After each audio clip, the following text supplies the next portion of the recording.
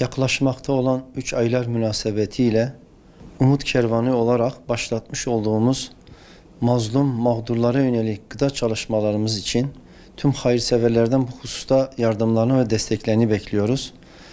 Peygamber Aleyhisselatü Vesselam'ın başı rahmet, ortası mağfiret, sonu ise ateşten kurtulmak olarak müjdelediği bu 3 aylar dolayısıyla bu rahmete, bu mağfirete ve bu esenliğe kavuşmak adına Diyarbakır Umut Kervanı olarak tüm mazlumlara ve mağdurlara bu mübarek 3 aylar dolayısıyla sahip çıkmak, onlara destek çıkmak amacıyla böyle bir çağrımız, böyle bir seferberliğimiz söz konusudur. Bu münasebetle tüm bağış ve yardımseverlerden gıda yardımı, kırmızı et yardımı noktasında bir faaliyetimiz inşallah başlayacaktır. Hep birlikte bu 3 ayların rahmetinden faydalanmak için tüm hayırseverleri bu çağrımıza davet ediyoruz. Bu mağdurların duasını Rabbimizden diliyor, istiyoruz. İnşallah bu rahmete nail olanlardan oluruz.